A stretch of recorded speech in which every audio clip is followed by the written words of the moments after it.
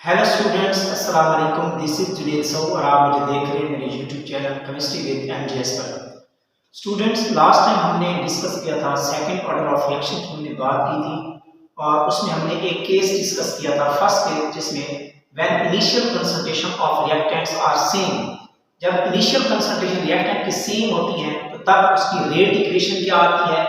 Integrated rate equation हमने derive की थी और ग्राफिकल रिप्रेजेंटेशन की हमने बात की थी और कुछ न्यूमेरिकल डिस्कस किए थे। आज हम डिस्कस करने वाले हैं सेकंड केस कि व्हेन रिएक्टेंट्स की कंसंट्रेशन डिफरेंट हो तो तब इसकी रेट इक्वेशन क्या बनती है, इंटीग्रेटेड रेट इक्वेशन क्या बनती है और उनका ग्राफ को हम किस तरह रिप्रेजेंट करते हैं। तो चलते हैं जी। आज का हमारा lecture second part, when initial concentration of reactants are different. देखिए, when reactant A react with B and give the product और जब टाइम हमारे पास 0 था तो उस वक्त हमारे पास A की कंसंट्रेशन थी वो A मोल पर लीटर थी और B की जो थी वो हमारे रिएक्टेंट B की थी B मोल पर लीटर और प्रोडक्ट हमारे पास प्रोडक्ट बन ही रहा था व्हेन टाइम वाज 0। और जैसे ही स्मॉल टाइम t पास हुआ, तो उस वक्त A माइनस x यानी कि x मोल की कंसंट्रेशन A में से चली गई प्रोडक्ट की तरफ, इस तरह B में से भी x मोल प्रोडक्ट की तरफ चली गई। तो उसके रिजल्ट में जब हमने इसके रेट की बात की कि इस रिएक्शन का रेट क्या होगा, जो कि रेट डिपेंड करता है रिएक्टेंट की कंसंट्रेशन पे, तो dx और dt जो है वो क्या है, dx और dt that is the directly proportional to the A minus x B minus x। Same जिस तरह हमने फर्स्ट केस की बात की थी। और जब प्रोपोर्शनलिटी साइन को जब हम हटाते हैं तो इक्वल का साइन और कांस्टेंट k आ गया और उस वक्त अगर हम इसकी बात करें dx ओवर ये वाला जो पार्ट है हमारे पास, हम इस साइड पे लेके आते हैं, इसका डेरिवेटिव बनाते हैं dx over a minus x b minus x और ये हमारे पास बन जाता है k dt। इसको हमने इक्वेशन नंबर 1 का नाम दे दिया। यहां तक आप नोट कर लें। और फर्स्ट केस में भी हमने ऐसे ही कुछ डिराइव किया था, वहां कंसंट्रेशन सेम थी।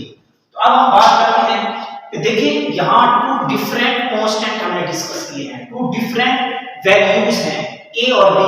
तो इसको जब भी इसका डेरिवेटिव लिया जाता है और इसकी इंटीग्रेशन हम करते हैं तो इसके लिए एक और मेथड यूज होता है इसको सॉल्व करने का। उस मेथड का नाम है integration is done by the method of partial fraction.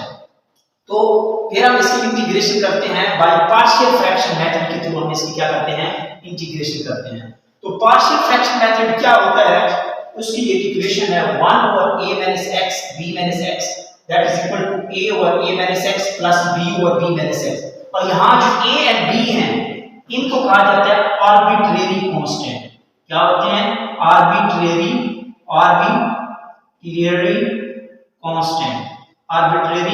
Constant होते हैं।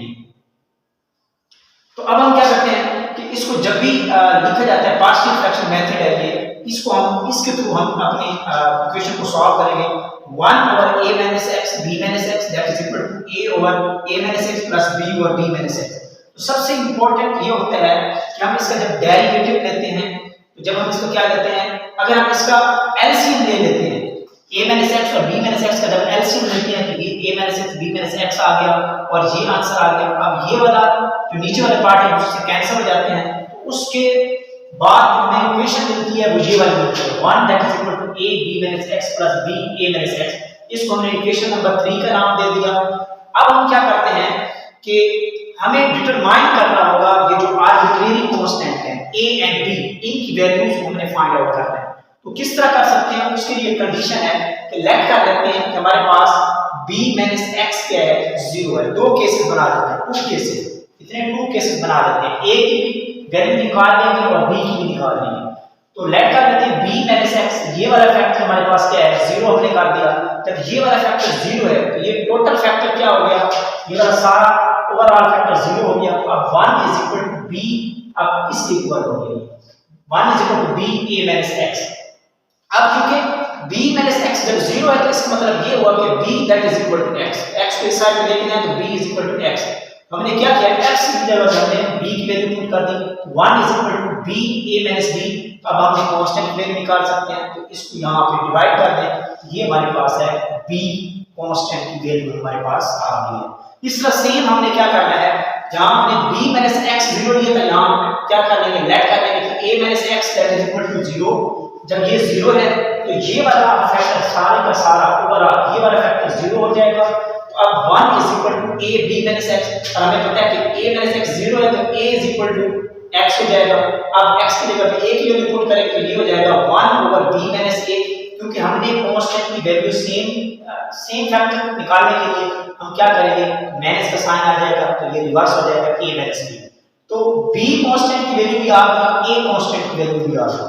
अब हमने करना क्या है कि इन कांस्टेंट की वैल्यू आपने इक्वेशन नंबर 2 में पुट कर देनी है। ये जो इक्वेशन है इक्वेशन नंबर 2, इसमें हमने a कांस्टेंट की वैल्यू यहां पुट कर देनी है, इस तरह b कांस्टेंट की वैल्यू यहां पुट कर देनी है।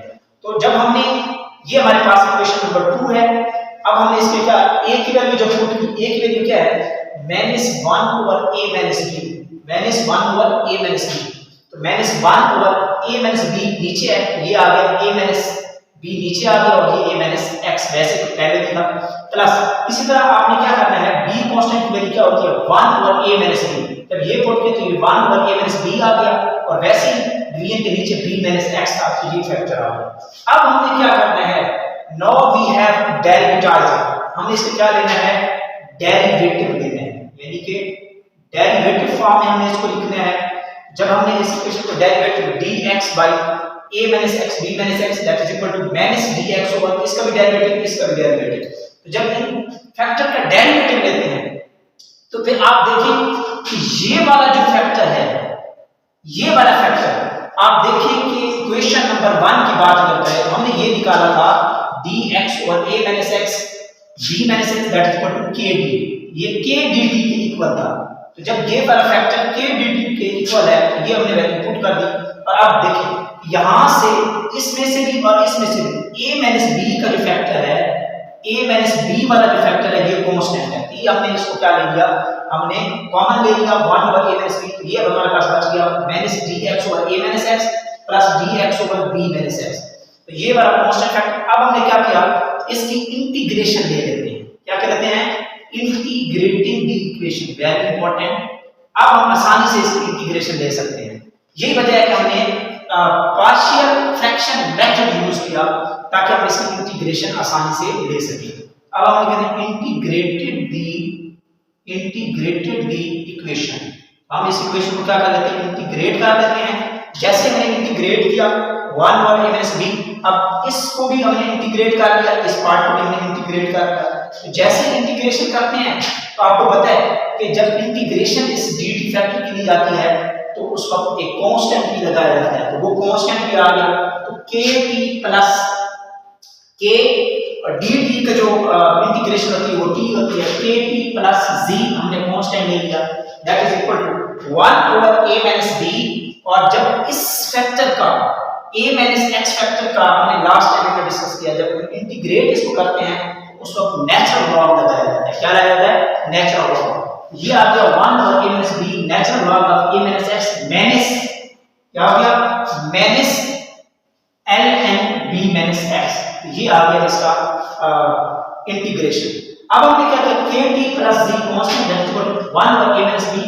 अब क्योंकि ये माइनस में है हम इसको इस फॉर्म में भी ले सकते हैं, डिवीजन फॉर्म में, तो natural log of a minus x divided by b minus x। अगर हम इसका नेचुरल लॉग ओपन करके लिखें तो दोबारा ये फॉर्म भी लगाई जा सकती है। इसको हमने इक्वेशन का नाम दे दिया, इक्वेशन नंबर 4 का नाम दे दिया।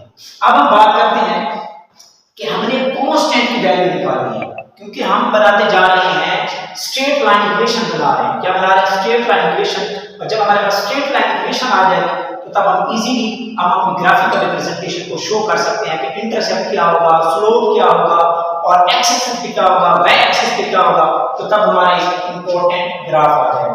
तो हम कांस्टेंट z की फैक्टर निकालते हैं तो हमें पता है कि जब टाइम t 0 था तो उस वक्त जो x की कंसंट्रेशन थी वो भी 0 थी, हम डिस्कस कर चुके हैं। जब टाइम t 0 था तो x 0 था, जब टाइम t 0 है तो ये वाला फैक्टर भी 0 हो गया ओवरऑल, ये वाला फैक्टर भी 0 हो गया। इसके अलावा अब क्योंकि x 0 है तो a माइनस x यहाँ भी जीरो, यहाँ भी जीरो, तो a और b आ जाएगा। तो z इज इक्वल टू मान जाएगा 1 over a minus b ln a over b। इस इक्वेशन से हमने z की वैल्यू निकाल ली। अब हमारे पास z की वैल्यू आ चुकी है, तो अब यही वैल्यू आपने इक्वेशन नंबर 4 में पुट कर देनी है, तो आपको स्ट्रेट लाइन इक्वेशन मिल जाएगी। तो ये हमारे पास kt, ये आ गया kt प्लस कांस्टेंट z का, इसकी वैल्यू हमने पुट कर दी, ये वाली इस यहाँ पे 1 over a minus b natural log of a over b that is equal to, और ये हमारे पास क्या है 1 over a minus b ln a minus x over b minus x। तो कांस्टेंट की वैल्यू निकाल के इनिशियल कंडीशन से हमने ये स्ट्रेट लाइन इक्वेशन बना ली। तो हमने इसको थोड़ा सा रीअरेंज किया, इसको इधर लेके आए और इस फैक्टर को मैं उधर लेके गया, तो 1 over a minus b natural log of a minus x over b minus x that is equal to kt plus 1 over a minus b natural log of a over b। अब देखिए student, क्या ये straight line equation बनी कि नहीं बनी? Yes, ये है हमारे पास स्ट्रेट लाइन इक्वेशन। अब हम यहां देखें तो ये वाला जो फैक्टर है दैट इज y एक्सिस, ये हमारे पास y एक्सिस पे कंसंट्रेशन का फैक्टर है, t जो है ये हमारे पास x एक्सिस पे है टाइम का फैक्टर, और जो k है दैट इज द स्लोप। अगर आप देखें तो ये इक्वेशन वो है कि नहीं है, y is equal to mx plus c, y factor, m is the slope, x is the x axis, और ये हमारे पास c that is the intercept. यही सेम चीज है, ये हमारे पास फैक्टर जो होगा वो y एक्सिस पे होगा, k हमारे पास स्लोप है, time is the on x axis, और 1 over a minus b ln natural log of a over b that is the intercept. तो हम आप किसको ग्राफ को आसानी से ले सकते हैं, तो नेचुरल लॉग की फॉर्म में जो हमारी ग्राफिकल रिप्रेजेंटेशन होती है सेकंड ऑर्डर की स्ट्रेट लाइन इक्वेशन होती है विद पॉजिटिव स्लोप। नोट कर लें, स्ट्रेट लाइन इक्वेशन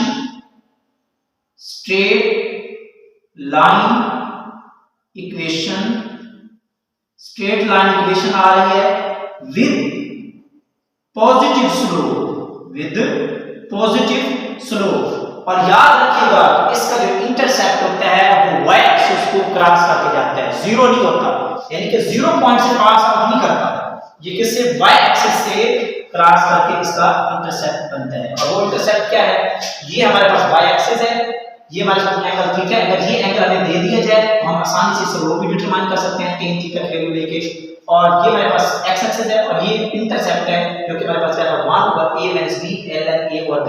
अगर a और b की वैल्यूज कंसंट्रेशन आपको दे दी जाती है, अगर ये न्यूमेरिकल आ जाता है, अगर a और b की जो डिफरेंट कंसंट्रेशन थी, a और b की इनिशियल कंसंट्रेशन अगर आपको एग्जाम में न्यूमेरिकल में दे दी जाती है, तो आप इजीली आप सेकंड ऑर्डर के केस में आप उसका इंटरसेप्ट डिटरमाइन कर सकते हैं और स्लोप भी डिटरमाइन कर सकते हैं।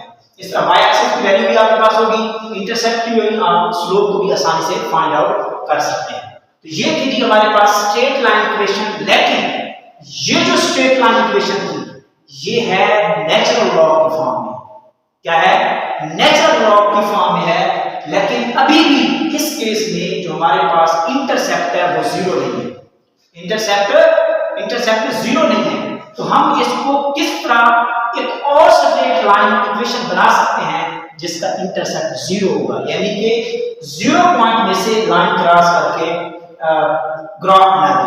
हाँ, बना सकते हैं अगर इस इक्वेशन को रीअरेंज कर दिया जाए और इस नेचुरल लॉग को कॉमन लॉग में कन्वर्ट कर लिया जाए। जैसे ही नेचुरल लॉग कॉमन लॉग में कन्वर्ट होता है तो इसका जो इंटरसेप्ट होता है वो 0 पॉइंट से गुजरता है और उसका इंटरसेप्ट क्या हो जाता है? जीरो हो जाता है। Very important. तो चलिए चलते हैं जी, इस इक्वेशन को रीअरेंज करते हैं। तो रीअरेंज स्ट्रेट लाइन इक्वेशन, तो हमने क्या किया है इस इक्वेशन को, जस्ट मैंने यही किया है कि kt, क्योंकि हमने अब इस इक्वेशन से हमने बनानी है रेट इक्वेशन, ताकि हम अपना रेट कांस्टेंट जो k है, जो हमें रेट ऑफ रिएक्शन के बारे में इंफॉर्मेशन देता है, उसकी वैल्यू हमने किस तरह फाइंड आउट करनी, जिस तरह हमने सेकंड ऑर्डर के फर्स्ट केस में बात की है, फर्स्ट ऑर्डर में हमने बात की है, जीरो ऑर्डर में हमने ऐसी इक्वेशन बनाई थी जिससे हम कांस्टेंट k की वैल्यू डिटरमाइन कर सकते थे और उस इक्वेशन को हम न्यूमेरिकल के लिए हम यूज कर लेते थे। तो हम वो इक्वेशन बनाने जा रहे हैं जिससे हम क्या बनाएंगे, न्यूमेरिकल भी सॉल्व कर सकेंगे और उसकी ग्राफिकल रिप्रेजेंटेशन भी हम बना देंगे। चले चलते हैं इस इक्वेशन को जब रीअरेंज किया तो kt का फैक्टर मैं यहाँ लेके आया क्योंकि हमने इसको डिटरमाइन करना है k की वैल्यू को, और बाकी ये वाला फैक्टर इस फैक्टर को हम इधर लेके आए तो ये हो गया माइनस, क्या हो गया माइनस। वेरी सिंपल है, ज़्यादा कॉम्प्लेक्स नहीं है। हमने 1 और a माइनस b, और आप देखिए natural log of a minus x over b minus x minus, क्योंकि हमने ये क्या ले लिया, ये दोनों में 1 ओवर a माइनस b वाला जो फैक्टर था वो क्या था, कॉमन, मैंने कॉमन ले लिया। तो बाकी natural log a minus x और b minus x minus ln a over b। तब हमने ये भी कहा कि अगर हम इसको लिखना चाहें तो इस फॉर्म में लिख सकते हैं। देखें जब भी इस तरह का नेचुरल लॉग होता है तो ये जो वैल्यू होती है, पहली जो फर्स्ट वैल्यू होती है वो ऊपर होती है और बाकी ये नीचे आ जाती है। तो a minus x b minus x, ये b वाला फैक्टर ऊपर चला जाएगा और a वाला फैक्टर नीचे आ जाएगा। तो ये हमारे पास इक्वेशन बन जाती है। और अब क्योंकि हमने k की वैल्यू निकालनी है तो t इधर आकर डिवाइड हो जाएगा, तो 1/t 1 over a minus b, और ये नेचुरल लॉग। और अब क्या है, इस नेचुरल लॉग को हमने कन्वर्ट कर देना है कॉमन लॉग में। किसमें, कॉमन लॉग में कन्वर्ट कर देना है। और आपको पता है कि ln नेचुरल लॉग इक्वल होता है 2.303 कॉमन लॉग के। तो ये मैंने जब पुट की है तो ये हमारे पास आ गया 2.303 log over a minus b, और ये हमारे पास log of a minus x b over b minus x। This is also the straight line equation. Note कर लें, आल्सो स्ट्रेट लाइन इक्वेशन। ये भी स्ट्रेट लाइन इक्वेशन है, लेकिन किस फॉर्म में है, कॉमन लॉ की फॉर्म में है। तो इसको भी हम ग्राफिकल वे में रिप्रेजेंट कर सकते हैं।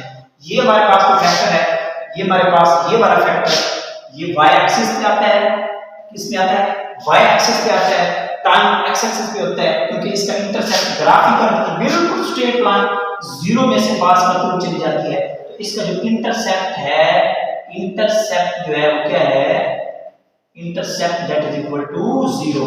इंटरसेप्ट 0 हो गया, और ये हमारे पास क्या है, स्लोप है। तो इससे हम क्या कर सकते हैं, स्लोप कर सकते हैं।